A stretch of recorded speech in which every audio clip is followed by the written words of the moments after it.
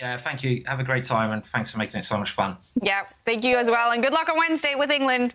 All right, here we go. The Blitz has started. It has started. Magnus Carlsen with the white pieces. He opens with the king's pawn. We're going to see the Spanish opening. He's putting pressure on the black knight, retreating his bishop there.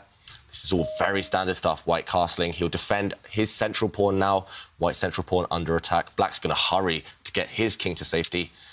And what we'll see from Magnus Carlsen. OK, he pushes a pawn in the centre, just one square. This is, again, very normal. Both sides have an enormous amount of experience in this exact position.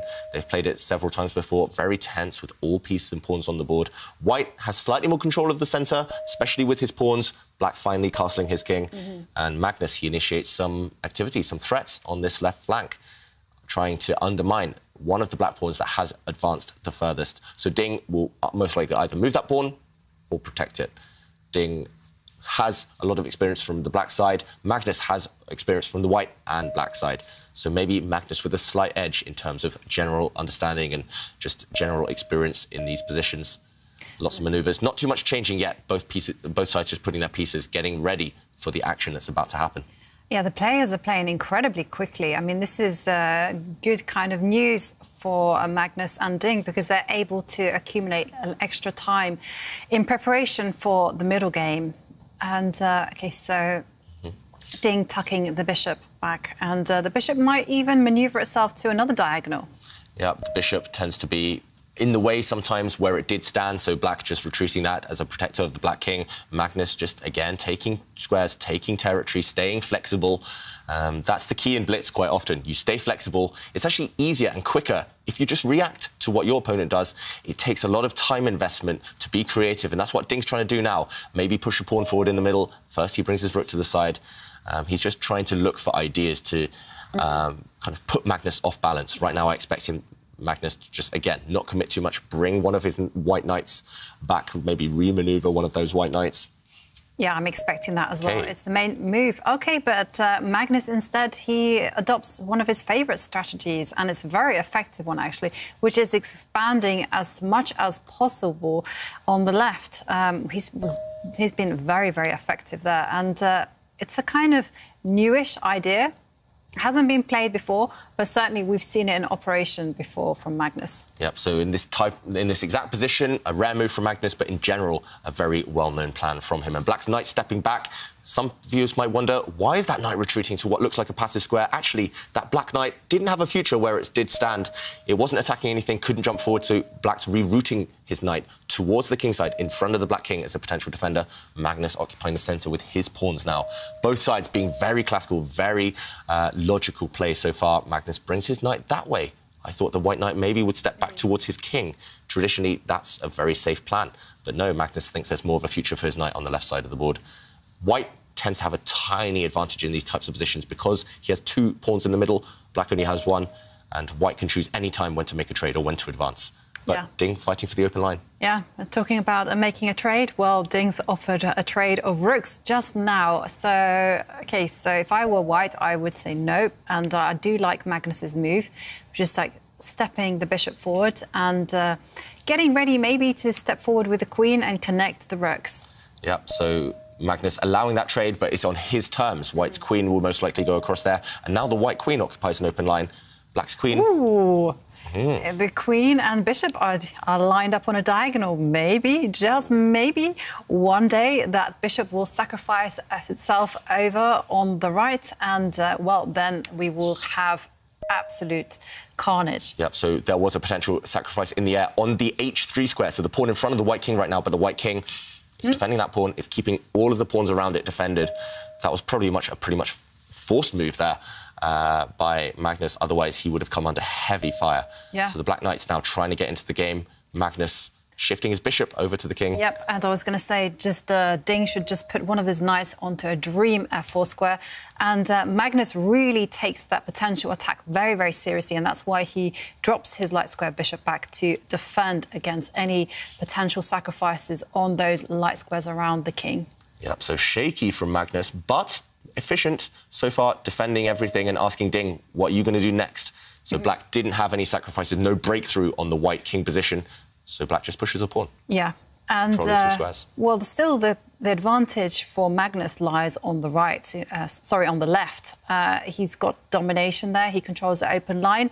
And he also has the potential just to start throwing some pieces forward there. So I would be tempted to maybe clarify the situation in the centre and then come forward. So, yeah, white's queen could jump into the black, well, into the heart of the black position, but it's not clear what next. She wouldn't be threatening anything. Yeah. I would hesitate to do that. I would think that the white queen actually might get hit, might get kicked around. There wouldn't be too much harmony if the queen's out on her own, not being supported by pieces. So maybe in the air, but not right now, I think, for Magnus Carlsen.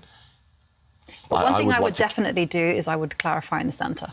You would? Yeah. What would you, David? I was going to say no, but Magnus agrees with you, Ivanka. OK. He did trade a set of pawns there. So now actually the pawn structure is completely symmetrical. It's all about piece play now. No imbalances in terms of the pawns. And white there, with his bishop just controlling some squares. Yeah, the more I think about it, the more I like it, actually, this decision. Because now white does have squares, does have access into the position. That knight was too strong, had to be traded off. And now bishop takes bishop. Looks like the most... Ooh, but look at that. Magnus, with a different idea in mind. He plays pawn takes bishop. Wow. Yeah, very surprising because white has doubled his own pawns voluntarily. On the c-line, white has these two double pawns. They might be very strong, controlling some squares, but they might also be very weak later in the game.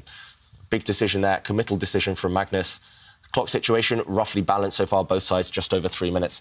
But either way, that last move has caused Ding Liren to think. And that's one good thing in Blitz. Surprise your opponent, not just in the opening, in the middle game, if you can do that as well. Even in the endgame, if you can surprise them, they lose a bit of time on the clock and the momentum could change. So, yeah, I didn't expect that one either, but it does look, with hindsight, as if it has caused Ding Liren a bit of confusion and he's got to readjust, he's got to readapt. The Black Knights, they look nice and pretty, but actually they're kind of sat defending each other, not really going anywhere. Yeah, the more I look at this, the more I think actually it's not easy for Black. He's still fine, like no threats, no real kind of issues to worry about, apart from the fact that the Black Knights don't have much of a future yet. So Ding needs to correct that.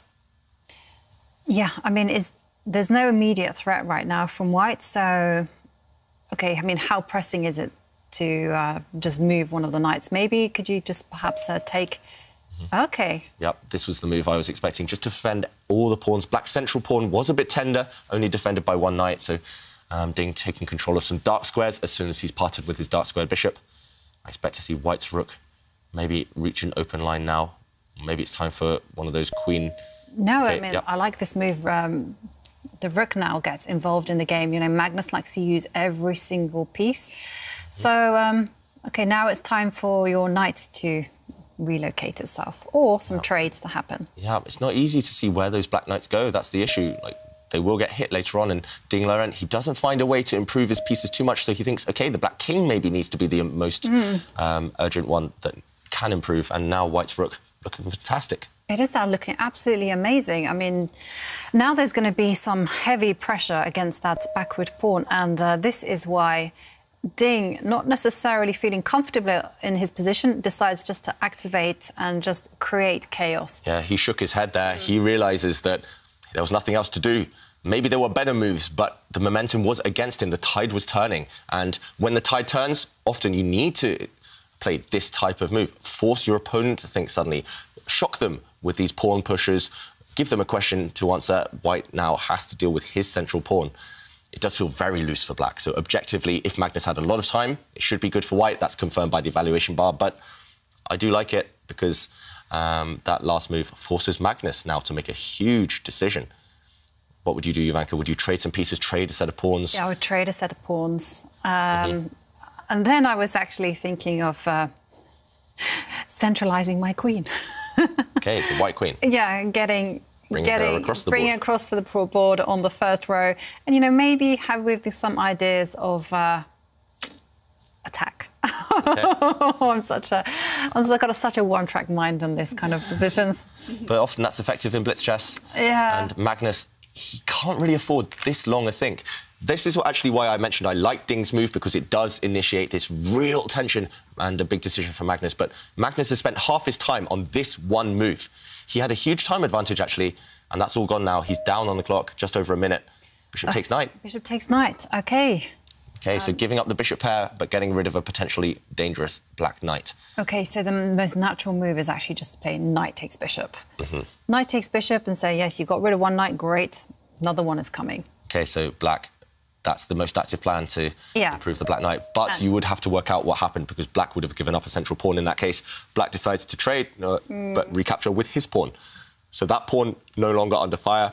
But you're not approving, Jovanka. No, because I do feel that when it comes to rapid chess, I mean, you have to speed up the momentum. And again, focus not on playing the most perfect move. You should be playing the most practical moves. And I feel like going forward, generating activity with your pieces is the most important thing there is. I mean, just look at the consequence of that pawn capture, because suddenly, look at White's knight in the centre, dream piece. And you can see Ding shaking his head. He doesn't like his position at all. And, oh, look, pressure on those light squares. I mean, what? You know, Magnus is really turning the corkscrew here. You know, so many problems for Ding along those light squares. Yeah, White's move there, just shifting the queen across one square. It looks nice and innocent, it looks naive, but the queen again sliding across one square. That queen just can't decide where it wants to be. But note how the queen's attacking something on every turn. That white queen now attacking a black pawn across a diagonal. And black has one undefended pawn in his camp, the white queen going after it. Very nasty stuff. Magnus really amping up the pressure. And how can black defend that pawn? It's not easy. If black continues pushing pawns in front of the black king is going to become a huge target. Yeah. And, OK, the bishop stepping back. What's stopping white from taking that pawn? Take it. Nothing. Nothing, David. OK, he takes another pawn first. Takes another pawn. That doesn't matter. It doesn't change the scheme of things. Ding, he knows he's in trouble. He was shaking his head there. White about to unleash his queen. The queen is about to join the party. White's queen can jump out and take a pawn, and then the black king is going to be in huge trouble. Yeah. Yeah, look how safe White's king is with 3 pawns around it. Black's king is about to really become open. And the black queen, meanwhile, helpless, unable to join the party herself. And we are under that minute on the clock, which means always a lot of fun in the Blitz games. And unfortunately, it is Ding that is suffering, because he just has over 30 seconds on the clock. And all these Magnus queen moves, is being Jovanka. Relentless. I mean, he's just torturing Ding along the back row. You know, I love it, that queen move, because now the big threat is actually to maybe potentially, well, push the pawn forward at the right time. Yeah, White lining up the queen with the black king. That is a key concept here. And it's just all these shuffles with the queen. Queens are long-range pieces as well as dynamic attackers. And, OK, Ding now, desperation. Look at the evaluation bar, plus 8.8. The black rook is going to try and act as maybe a defender of the black king, but rooks aren't great defenders. They're not great blockaders. As you mentioned, White's pawn can step up, and that would be a discovered check. White's queen hitting the black king. That looks deadly. Yeah, I'd also be tempted to jump in with my knight. I mean, I'm just spoiled for choice. Centralise the white queen. That's Magnus's style all over. Yeah.